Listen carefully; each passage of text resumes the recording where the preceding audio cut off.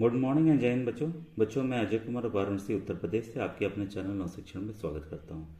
Children, as you know, I am solving paper of Madhya Pradesh for NMMS, that is National Men's Come Merit Scholarship.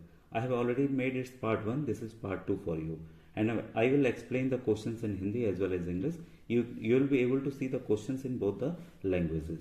Okay बच्चों, आज देखिए आपको काफ़ी पसंद आया मैथ्स के क्वेश्चंस, और स्पेशली मुझे तो देखिए जो लेटेस्ट क्वेश्चंस आते हैं, कहीं लेटेस्ट एग्जाम होता है, वो काफ़ी अच्छा लगता है और आपको भी अच्छा लगना चाहिए, क्योंकि हमें एक पैटर्न पता चलता है। ये ऑल ओवर इंडिया एग्जाम है, तो कैसे क्वेश्चन सेटअप होके आ रहे हैं। और मध्य प्रदेश का मैं बोलूँगा कि हर एक स्टेट से मैच करेगा, तो आप इसके क्वेश्चंस को देखिएगा। बहुत ही बेहतरीन क्वेश्चंस अभी आने वाले हैं बच्चों। आज आप बहुत अच्छे अच्छे क्वेश्चन सीखेंगे, उसके तरीके को जानेंगे। जो जिनको गणित भी नहीं आती, अगर वो ध्यान से देखेंगे तो उनको इजीली समझ में आएगा कि इन प्रश्नों को कैसे हल करना चाहिए, क्योंकि मैं एकदम आसान विधि से आपको बच्चों बताने जा रहा हूँ। ठीक है, देखिए आपके सामने क्वेश्चन नंबर 78 दिख रहा होगा। ये थोड़ा क्लियर है आज के वीडियो का।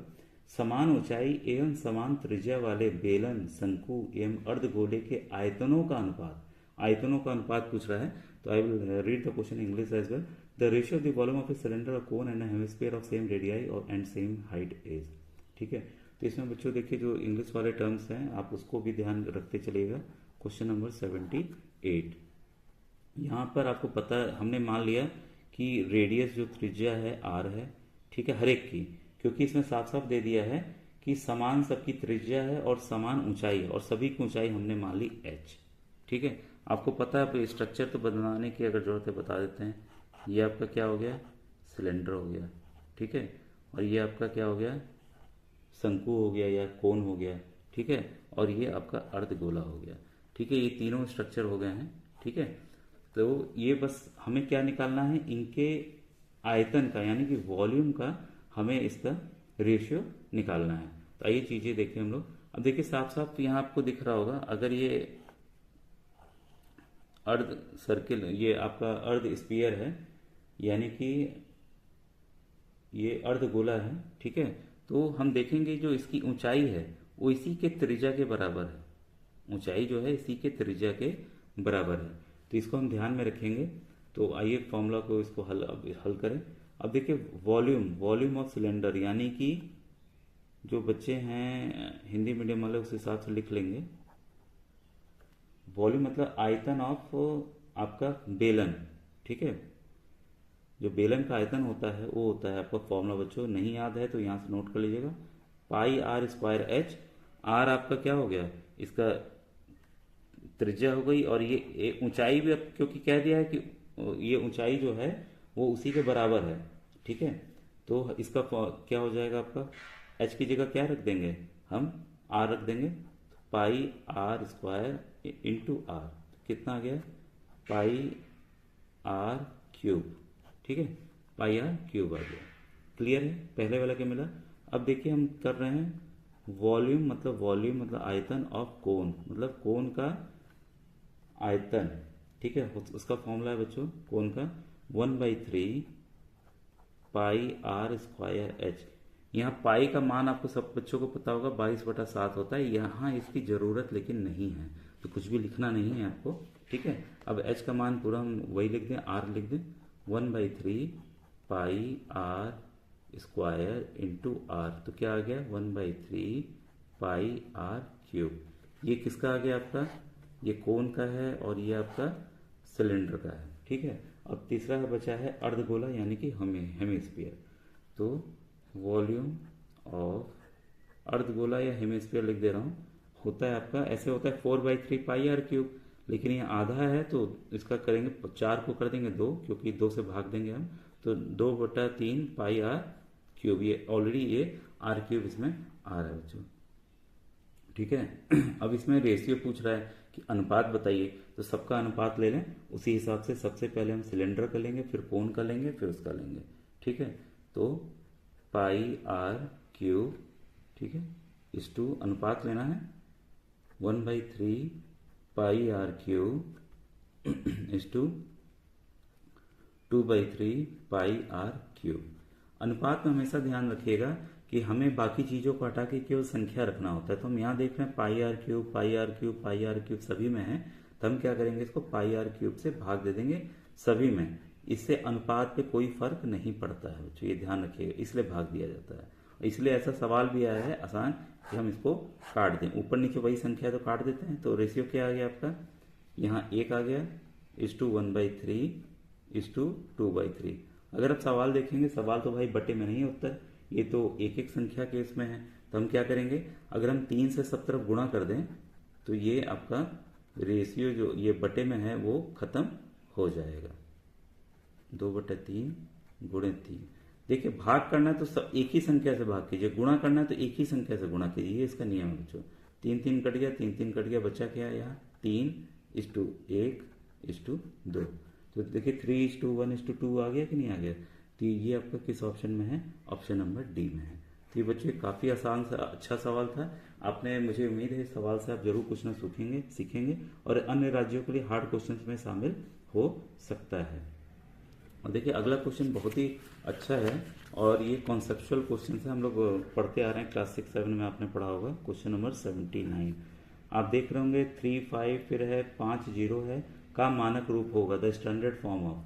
देखिए स्टैंडर्ड फॉर्म जब भी निकाला बच्चों, मैं संख्या लिख रहा हूँ 3 4 5, कितनी जीरो है, 1 2 3 4 5, 1 2 3 4 5। स्टैंडर्ड फॉर्म में बच्चों लिखने का तरीका यह है कि the children those who are from English medium they should know that decimal numbers for standard form we should write the in decimal form between 1 and 10, okay, multiplied by a power to the power 10। तो इसमें आपको ध्यान देना है कि जो संख्या का मान हो बच्चों वो हो 1 और 10 के बीच में, वो भी दशमलव, एक संख्या के बाद दशमलव रहना चाहिए, ये ध्यान दीजिएगा। तो इसको स्टैंडर्ड फॉर्म में लिखने के लिए दशमलव कहाँ होना चाहिए, यहाँ होना चाहिए। तो यहाँ के बाद कितने जीरो हैं, देखिए 1 2 3 4 5 6 7, ठीक है। तो हम क्या करेंगे 3.45, 7 जीरो है तो हम क्या करेंगे, इसको दशमलव को वो करने के लिए हमें ऊपर उसके पावर ले जाना होगा बच्चों, ठीक है। कितना ले जाना होगा 7, ठीक है, क्योंकि एक्चुअल में दशमलव नहीं था, मतलब हमने माना है कि दशमलव यहाँ, अगर इसको इससे गुणा करेंगे दशमलव हट के यहाँ पर आ जाएगा, इसलिए इसका उत्तर है 3.45 इंटू 10⁻⁷। ये ऑप्शन नंबर बच्चों सी में है। तो क्लियर हुआ, ये कॉन्सेप्चुअल क्वेश्चन, बस ध्यान देना है जो संख्या थी हमने इसको दशमलव में लिखा और उसके बदले में जीरो के बदले में उतने ऊपर पावर दे दिए जहां तक दशमलव आ रहा है, ठीक है, क्लियर है। अब बच्चों ये क्वेश्चन काफी इंपॉर्टेंट है, ये हर एक स्टेट के लिए इंपॉर्टेंट है। एक समचतुर्भुज का एक विकर्ण उसकी भुजा के बराबर होता है, इसका लंबा कोण होता है, one of the diagonals of a rhombus is equal to its sides, its larger angle is.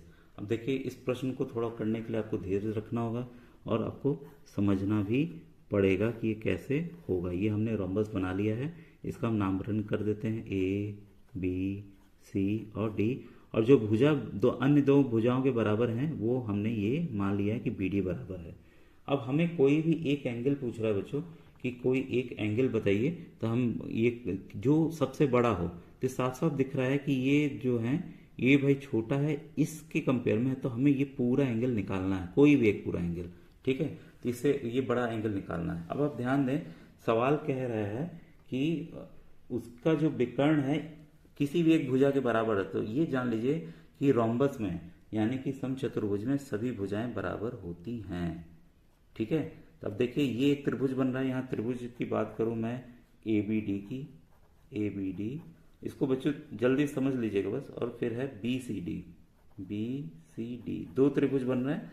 अब देखिए तीनों भुजाएं बराबर हैं, तो ये कौन सा है आपका समचतुर्भुज, सॉरी ये है आपका समबाहु त्रिभुज है, यानी कि इक्विलैटरल ट्रायंगल है। और बच्चों ये भी एक इक्विलैटरल ट्रायंगल है, सभी भुजाएं बराबर हैं, तो सभी भुजाएं बराबर हैं तो सभी कोण कितने होंगे, 60-60 होंगे, ठीक है। सभी भुजाएं बराबर हैं आपको, ठीक है, मैं लिख दे रहा हूं यहाँ पर। एंगल आपका ये ए मान लीजिए, इसको एंगल आप डी बी ए मान लीजिए, डी बी ए, एक का मैं बता दे रहा हूँ वही नीचे क्लियर आएगा, plus angle A D B, ये तीनों बराबर हैं, तो मैं सबको एंगल ए मान लेता हूँ, एंगल ए बराबर, पता है कि इस त्रिभुज के तीनों कोणों का योग कितना होता है, 180 होता है, ठीक है। ए 3a हो गया, तो एंगल ए कितना हो जाएगा आपका 180/3 60 हो जाएगा। तो आपको पता है इक्विलैटरल ट्रायंगल के एक एंगल का कोण 60 डिग्री होता है, तो आपको पता चल गया ये 60 ये 60, ये भी देखिए तीनों भुजाएं बराबर हैं, तो हर एक कोण कितना हो गया 60 60 60 का हो गया। अब हमें निकालना है यहाँ पर कोई भी एंगल, एंगल बी निकालना है या एंगल डी निकालना है। एंगल बी बराबर क्या है आपका, देखिए एंगल कोण को लेंगे ए बी डी, कोण ए बी डी प्लस कोण सी बी डी, मतलब ये वाला पार्ट हुआ और ये वाला भी तो जोड़ना है तब ना पूरा एंगल भी आएगा। एंगल कोण सी बी डी, अभी हमने जस्ट देखा हर एक कोण 60 60 का है, ठीक है, तो इसको 60 लिख लिए, 60 डिग्री प्लस 60 डिग्री बराबर 120 डिग्री। तो ये उत्तर आपका आ गया 120 डिग्री। ये है आपका ऑप्शन नंबर ए में बच्चों, ठीक है। ये कैसे आंसर आया इसको विधिवत समझिएगा, 2 बार 3 बार वीडियो देखिए और कॉपी में नोट कीजिएगा, आपको आ जाएगा, मुझे पूरी उम्मीद है बच्चों। क्वेश्चन नंबर 81 है 800 किलोग्राम मिश्रण में 55% रेत, 33% सीमेंट और शेष जो है चूना मिश्रित है। मिश्रण में चूने की मात्रा होगी 800 kg of mixture consist of 55% sand, 33% cement and rest lime. What is the mass of lime in the mixture.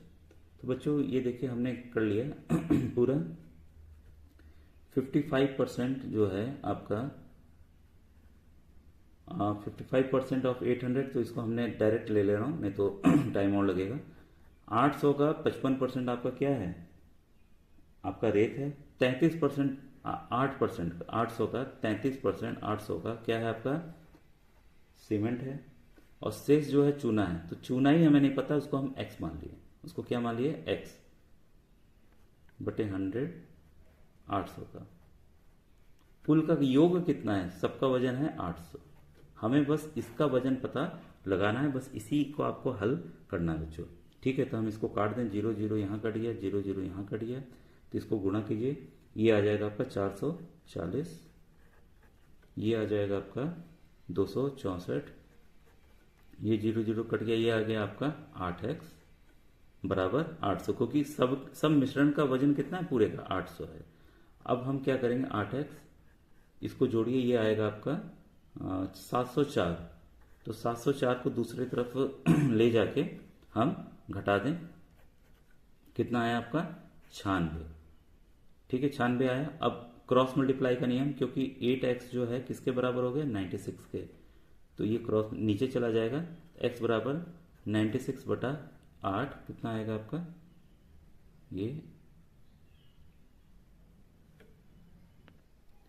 ये आ गया आपका 12। x का मान यहाँ बच्चों 12 है, ध्यान दीजिएगा, ठीक है, x का मान 12 आया है और हमें ये निकालना है पूरा, ठीक है। तो हम अभी कर दे रहे हैं, यहाँ इसकी वैल्यू पुट कर दे रहे हैं,